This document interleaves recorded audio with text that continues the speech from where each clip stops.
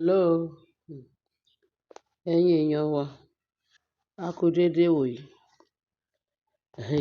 Wọ́n bá ní àwọn olórí láàfin, wọ́n tilẹ̀kùn mọ́ kábíyèsí níta pé kò gbọ́dọ̀ wọnú ààfin.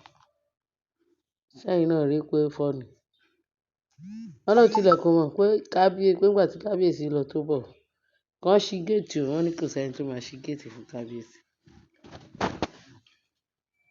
Wọ́n bá fi kọ́kọ́ padlọ́ọ̀kì tí wọ́n fi tì í. Ní Ashley bá ju kọ́kọ́rọ́ sínú báàgì tó bá drive out. Wọn ò rí kọ́kọ́rọ́ láti fi wọlé. At the end of the day, wọ́n ní kọ́kọ́rọ́ ńkọ́. Àwọn gatemen wọ́n ní kí kọ́kọ́rọ́ tí wọn ò tilẹ̀. Pé ta ló tì í? Wọ́n ní Ashley. Ó sì ti kọ́kọ́rọ́ mọ́, ó ti kọ́kọ́rọ́ padlọ́ọ̀kì tiwọn. Ó ti gbé jáde. Ní kábíyèsí ní kó jálẹ̀kùn. Wọ́n já kíní yẹn wọlé. At the end of the day, Ashley dẹ̀ dé láti ibi tó dé tó lọ. Wọ́n ní gbogbo àwọn olórí tó kù ti sá wọlé o. Mostly Mariam ọ̀gá o. Wọ́n ló sá wọlé but Ashley gangan náà sọ pé kọ́kọ́rọ́ wà lọ́wọ́ ti jáde. Wọ́n ní pé kí ni kábíyèsí wá ṣetán pẹ̀lú Ashley o.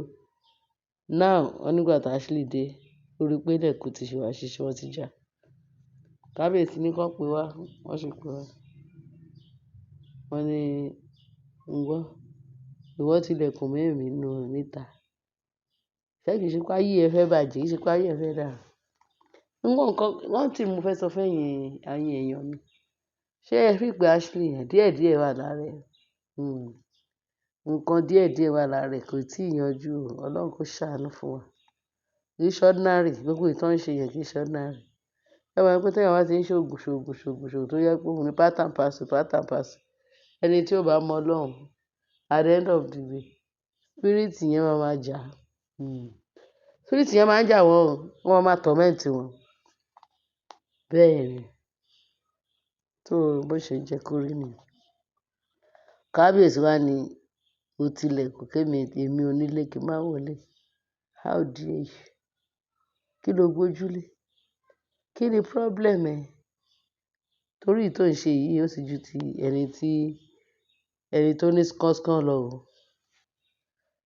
Wọ́n ní kí wá wo nǹkan tí kábíyèsí ṣe. Ló kọ́kọ́ là á ní ìfọ́tí olóyìí. A fi wàì.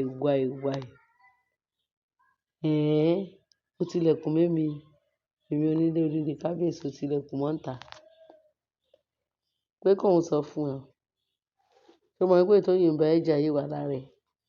Àwọn ò mọ bí news táwa ń gbọ́, táwa bá ti gbọ́, ó lè ṣẹlẹ̀ nísinsìnyí, kó máa ṣẹlẹ̀ ó lè ṣẹlẹ̀ lánàá, kó máa ṣẹlẹ̀ níjẹta. But ó depend lórí bá ṣe gbọ́. Táwa bá ti gbọ́ báyìí, àwọn táìmù yẹn la máa ń gbé jáde. Ohun tí mo fẹ́ fàyọ ni pé kí ni àwọn túláàsì wọ̀nyí kí ná ń wá láàfin? Ṣọ́rọ̀ wọn ò ṣe é yanjú ni? Ṣé kábíyèsí ò lè yanjú ọ̀rọ̀ àwọn pípọ̀ ká tí ẹ yé gbúrò wọn mọ́ láàfin?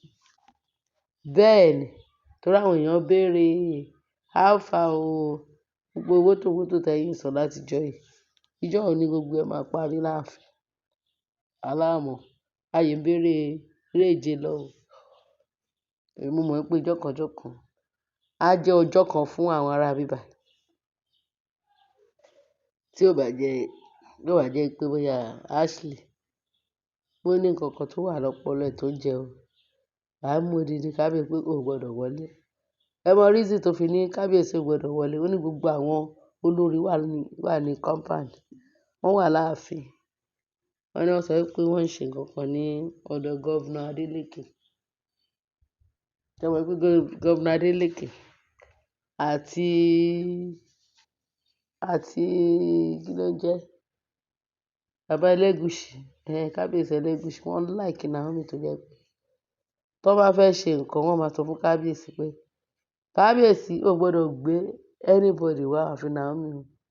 Naomi làwọn recognize ti jẹ́ ìyàwó yìí a gbọ́dọ̀ rẹ anybody tó tẹ̀lé yìí tó bá wà á ní recognize of which wọ́n ti ń ṣe fún wọn dáadáa tó bá ti rí kábíyèsí pẹ̀lú Mariam báyìí wọ́n máa ń mọ̀jú ni wọn ò tiẹ̀ ní recognize ẹ̀ àgàyàwó Ẹlẹ́gùṣì yẹn kò tiẹ̀ gba ti Mariam àfi Naomi ni gbogbo wọn gba ti Naomi ṣáárí gbogbo àwọn tó kù wọ́n mọ̀ pé wọ́n wá jalè ni olè ni wọ́n torí nǹkan tí ò ṣe tiwọn náà ló ń dùn ní ààfin náà bá ní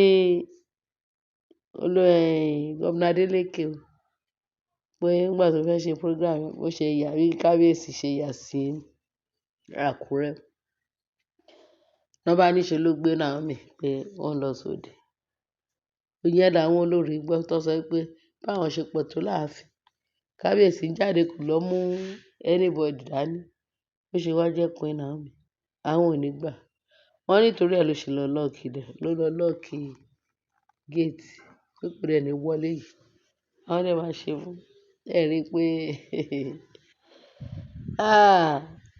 iye ayé èmi ò mọ ìrẹ́pọ̀ Naomi o àti Ashley o lọ sí bó ṣe lè jẹ́ lórí Ashley àti Naomi ń gbọ́ pé wọ́n ní wọ́n fẹ́ parí ìjà eré kí la Jámbẹ́kùn ṣe Naomi tó bá try ẹ̀ wọ́n ní ẹ tó bá fẹ́ bẹ́ṣù jẹun síbi ẹ̀ máa ń gùn ni o má bá àwọn kò sẹ́nì kankan tó lè sọ pé àwọn ọ̀rẹ́ ẹ̀ ní gbogbo wọn láàfin o wọ́n ń ṣọ̀rẹ́ o ọ̀ká ni wọ́n máa ń ṣàyàn o má bá ẹnì kankan ṣe ọ̀rẹ́ máa lọ tiẹ̀ ọ̀ká ni wọ́n máa ṣá ẹ ní Ọlọ́run ò ní jẹ́ kán rí ẹ ṣá o èmi ò rí ìpàdé ẹlẹ́wọ̀n àtàsínwìn o mo gbọ́ pé wọ́n ní ìwà àti Ashley àti Queen Naomi wọ́n fẹ́ parí ìjà tó bá fẹ̀yìn sí ẹ ìwọ náà fẹ́ kó yá tètè díjú ẹ kò ṣe bíi pé bóyá ò rí so kí ni Ashley ń bá Queen Naomi ń jó owú tó bá jẹ títí tó fi ṣí kúrò nínú ààfin owú yẹn ó yẹ ń rẹ́ǹgì títí dé ni wọ́n ti fọkàn tán tó fi finú tán ọmọọṣẹ́ ọkọ ẹ̀ nìyẹn ọmọọṣẹ́ yín ní ààfin àṣọ ọmọọṣẹ́ tó fẹ́ di ìyàwó dẹ̀ di ìyàwó yẹn pẹ̀lú bó ṣe tẹ́mọ̀ pé ó ti pẹ́ tó ti wà láàfin ó ti pẹ́ tó wà láàfin kò tẹ́ ẹ kí gbogbo àwọn Mariam kìíní kan tóbi o and gbogbo àwọn tó ìyẹn la mọ̀ pé ó wà láàfin tó lóun fẹ́ kábíyèsí ìyẹn la mọ̀ láti ìgbà táláyé ti dáyé nígbà yẹn tipẹ́tipẹ́ a ṣáà ń gbọ́ pé kábíyèsí fẹ́yàwó ó ṣe pé tá a gbọ́ pé ó ti fẹ́ a gbọ́ pé ó fẹ́ Ashley o at the end of the day at least àti ẹ̀rù pé bóyá tí Ashley bá tiẹ̀ fẹ́ bó tiẹ̀ ṣe wà láàfin pé òun ló máa kọ́kọ́ gbọ́ pé ó ti bímọ lọ́tí kò bímọ o kò bí ọmọ fún kábíyèsí ní gbogbo ìgbà yẹn o bóun náà lọ sọ pé wọ́n fẹ́ tó bí 7 years àbí 10 years tó wà ní kiri tó wà láàfin at the end of it ó padà sí London àbọ̀dé London ló wá gbọ́ ọmọ wa ó lọ ra ọmọ wa pé kábíyèsí kó gbà tú láti ẹ̀mí mímọ́ o ló bá lọ ra ọmọ wa fún kábíyèsí kó mọ kábíyèsí o kí ló dé gbàgbọ́ 10 years tó wà láàfin òye ò pa wàá ṣe lọ gbé ọmọ wa báwo ló ṣe fẹ́ mọ̀ pé ìwọ ló bímọ at the end of the day ló bá ń bá Naomi dù ló ń bá Naomi dù tó bá tiẹ̀ rí gbogbo bó ṣe ń ṣakitiyan tó ń lọ tó ń bọ̀ ẹ́ ti mọ̀ pé iṣẹ́ ọwọ́ Ashley kò dáa Mariam àbí Naomi ṣíbí ẹ gbọ́dọ̀ gùn níbi tí gbogbo wọn wà o bó ṣe ń súnmọ́ ẹ tán ní àwọn ń gbàdúrà èmi ò mọrú àdúrà tó wá gbà lọ́dọ̀ ẹ̀ tó jẹ́ pé ọgbọ́n láti ṣá iná ń wà o Bible ní resist the devil and the devil will flee away from you resist wọn kì í ṣe tipátipá náà èèyàn bá èèyàn ṣọ̀rẹ́. Ẹ̀yin èèyàn mi, ẹ ṣé bẹ́ẹ̀ ṣe ń tẹ́tí sí wa, ẹ bá mi fi tó kù sí comment section, ẹ ṣé, ẹ bá mi share, ẹ bá mi like, kí ẹ bá mi subscribe, ẹ ṣé o, Jésù Olúwa wa. Kí ẹ bá mi fi tó kù sínú comment section, torí nǹkan tí mo gbọ́ lénìí yìí ó dùn mí gidi gan. Èwo ni kán máa bó ní nǹkan máa dùn kan ẹ̀, ẹ rí pé àwọn people yẹn àṣejù wọn pọ̀, àwọn olè ọlọ́ṣà.